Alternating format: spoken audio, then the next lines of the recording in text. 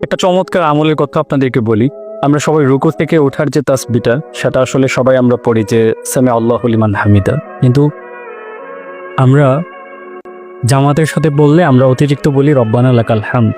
একবার রাসূল সাল্লাল্লাহু আলাইহি ওয়াসাল্লাম মসজিদে নববীতে সামি আল্লাহু লিমান হামিদা বলার পর একজন সাহাবী ফিসফিস করে রব্বানা লাকাল হামদের পরে পড়তেছিলেন যে হামদান কাসীরান মুবারাকান তাইয়িবান ফীহি ইয়া রাব্বি লাকাল হামদ।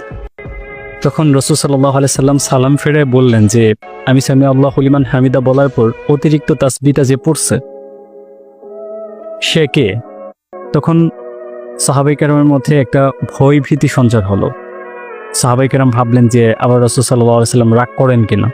কেউ আসলে দাঁড়াচ্ছিলেন না। রাসূল সাল্লাল্লাহু আলাইহি সাল্লাম অভয় দিয়ে বললেন যে কে পড়েছো, দাঁড়াও, আমি কিছু করব না। তখন সেই সাহাবী দাঁড়িয়ে আল্লাহ রাসূলকে বললেন যে রাসূল সাল্লাল্লাহু আলাইহি সাল্লাম আমি পড়েছি। রাসূল সাল্লাল্লাহু আলাইহি সাল্লাম বলেছেন যে তুমি যে তাসবিহ পড়েছো সেটা তো আমি শিখায় নাই, অতিরিক্ত তাসবিহ কেন পড়েছো? তখন সে সাহাবী বলতেছিলেন যে আমি আসলে আল্লাহর শুকরিয়া অল্প করলে আমার মনে শান্তি লাগে না, এজন্য আমি একটু বেশি পড়ি।